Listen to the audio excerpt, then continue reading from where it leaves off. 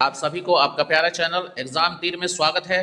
तो फ्रेंड्स, आज के इस वीडियो में करंट अफेयर्स 2025 के प्रैक्टिस सेट 4 लेकर आया हूं, जिसमें 61 से लेकर 80 तक महत्वपूर्ण प्रश्नों को प्रैक्टिस कराऊंगा।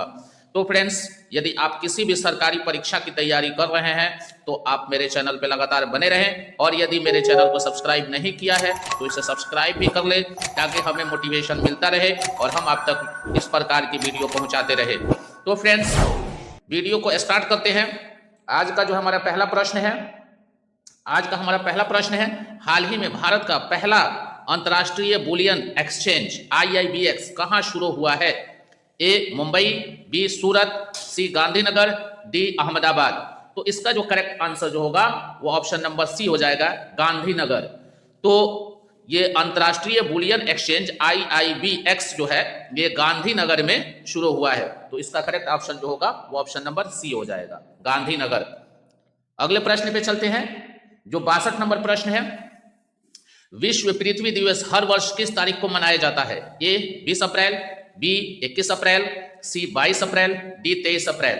तो इसका जो करेक्ट आंसर जो होगा वो 22 अप्रैल हो जाएगा, यानी कि विश्व पृथ्वी दिवस हर साल जो है 22 अप्रैल को मनाया जाता है। तो करेक्ट ऑप्शन जो होगा वो 22 अप्रैल होगा, ऑप्शन नंबर सी जो है वो करेक्ट होगा। अगले प्रश्न पे चलते हैं, जो 63 नंबर प्रश्न है। हाल ही में किस देश ने चंद्रयान 3 मिशन की सफलता पर भारत को सम्मानित किया? ए रूस, B America, C France, D Japan. तो इसका जो करेक्ट आंसर जो होगा वो ऑप्शन नंबर बी हो जाएगा, यानी कि अमेरिका ने चंद्रयान 3 मिशन की सफलता पर भारत को सम्मानित किया है। तो इसका करेक्ट आंसर जो होगा वो ऑप्शन नंबर बी हो जाएगा, अमेरिका। अगले प्रश्न पे चलते हैं, जो 65 नंबर प्रश्न है। हाल ही में PM जनमन योजना किस समुदाय से संबंधित है? ए अल्पसंख्यक, बी शहरी गरीब, सी विशेष रूप से कमजोर जनजातीय समूह, और डी महिला उद्यमी। तो इसका जो करेक्ट आंसर जो होगा वो ऑप्शन नंबर सी हो जाएगा, यानी कि विशेष रूप से कमजोर जनजातीय समूह। तो PM जनमन योजना जो है वो विशेष रूप से कमजोर जनजातीय समूह से संबंधित है। तो ऑप्शन नंबर जो है सी जो है करेक्ट होगा। अगले प्रश्न पे चलते हैं, जो 66 नंबर प्रश्न है। विश्व उपभोक्ता अधिकार दिवस कब मनाया जाता है? ए 10 मार्च, बी 12 मार्च, सी 14 मार्च, डी 15 मार्च। तो इसका जो करेक्ट आंसर जो होगा वो ऑप्शन नंबर आपका डी हो जाएगा, यानी कि 15 मार्च। तो विश्व उपभोक्ता अधिकार दिवस हर साल 15 मार्च को मनाया जाता है, इसलिए ऑप्शन नंबर डी जो है वो करेक्ट होगा, 15 मार्च। अगले प्रश्न पे चलते हैं, जो 67 नंबर प्रश्न है। हाल ही में भारत ने किस देश के साथ एक्सरसाइज होप इंडिया किया? A France, B America, C Australia, D Japan. तो इसका जो करेक्ट आंसर जो होगा वो ऑप्शन नंबर आपका बी हो जाएगा, यानी कि हाल ही में भारत ने अमेरिका के साथ एक्सरसाइज होप इंडिया किया है। तो इसका करेक्ट आंसर जो होगा वो ऑप्शन नंबर बी हो जाएगा। अगले प्रश्न पे चलते हैं, जो 69 नंबर प्रश्न है। राष्ट्रीय मतदाता दिवस कब मनाया जाता है? ए 24 जनवरी, बी 25 जनवरी, सी 26 जनवरी, डी 27 जनवरी। तो इसका जो करेक्ट आंसर जो होगा वो ऑप्शन नंबर बी हो जाएगा, यानी कि 25 जनवरी। तो इंडिया मतदाता दिवस जो है हर वर्ष जो है 25 जनवरी को मनाया जाता है, तो इसलिए इसका करेक्ट आंसर जो होगा वो ऑप्शन नंबर बी हो जाएगा, 25 जनवरी। अगले प्रश्न पे चलते हैं, जो 70 नंबर प्रश्न है। हाल ही में जारी ईज ऑफ लिविंग इंडेक्स किस मंत्रालय द्वारा जारी किया जाता है? ए गृह मंत्रालय, बी आवास एवं शहरी कार्य मंत्रालय, सी वित्त मंत्रालय, डी पर्यावरण मंत्रालय। तो इसका जो करेक्ट आंसर जो होगा वो आवास एवं शहरी कार्यालय मंत्रालय होगा। तो ईज ऑफ लिविंग इंडेक्स जो है आवास एवं शहरी कार्यालय मंत्रालय द्वारा जारी किया जाता है, इसलिए इसका करेक्ट ऑप्शन जो है वो बी हो जाएगा। अगले प्रश्न पे चलते हैं, 71 नंबर प्रश्न। तो फ्रेंड्स, 71 नंबर प्रश्न देखने से पहले यदि मेरे चैनल को सब्सक्राइब नहीं किया है तो प्लीज इसे सब्सक्राइब कर ले, ताकि इस प्रकार का वीडियो आप तक पहुंचता रहे और आप अपने एग्जाम की तैयारी अच्छा से कर सके।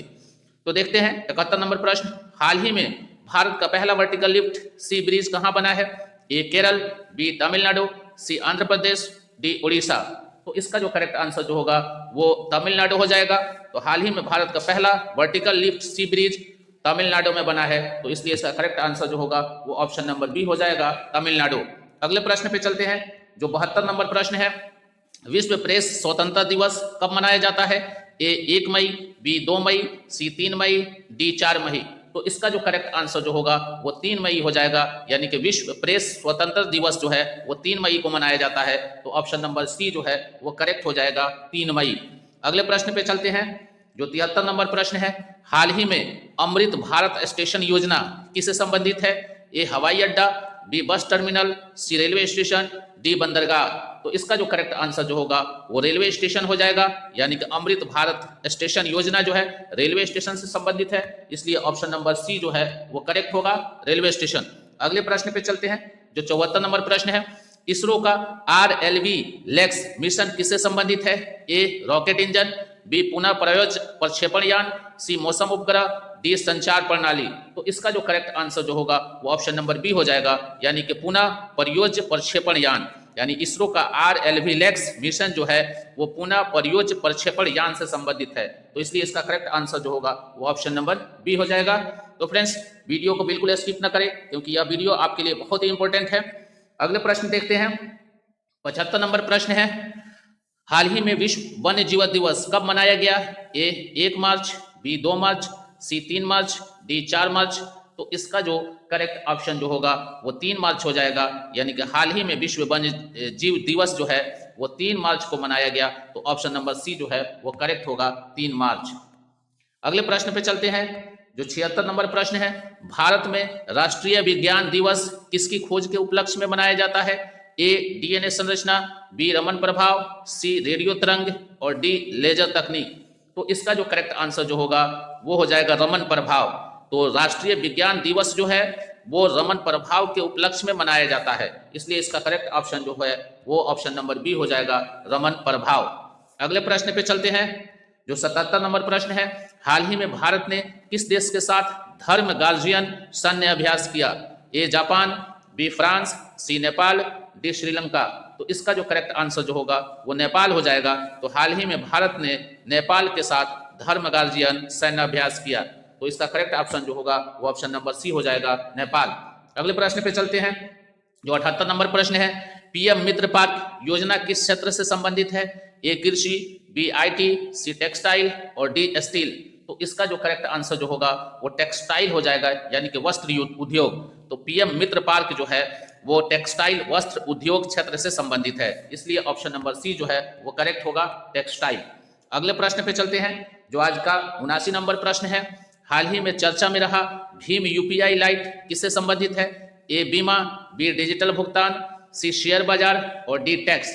तो इसका जो करेक्ट ऑप्शन होगा वो डिजिटल भुगतान हो जाएगा, यानी कि हाल ही में चर्चा में रहा भीम UPI लाइट जो है डिजिटल भुगतान के लिए फेमस है, यानी कि डिजिटल भुगतान से संबंधित है, तो इसलिए इसका करेक्ट ऑप्शन जो है वो ऑप्शन नंबर बी हो जाएगा, डिजिटल भुगतान। अगले प्रश्न पे चलते हैं, जो 80 नंबर प्रश्न है और आज का यह अंतिम प्रश्न है, भारत का पहला सौर ऊर्जा से चलने वाला गांव किस राज्य में है?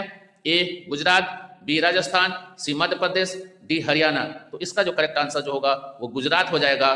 तो भारत का पहला सौर ऊर्जा से चलने वाला गांव जो है वो गुजरात में स्थित है, इसलिए इसका करेक्ट आंसर जो होगा वो गुजरात हो जाएगा, ऑप्शन नंबर ए जो है वो करेक्ट होगा। तो फ्रेंड्स, आज के वीडियो में बस इतना ही। अगले वीडियो में मैं 81 से लेकर 100 तक प्रश्नों का प्रैक्टिस कराऊंगा, तो मेरे चैनल पे लगातार बने रहे और मेरे वीडियो को इंतजार करें। और यदि चैनल को सब्सक्राइब नहीं किया है तो इसे जरूर सब्सक्राइब कर ले। धन्यवाद।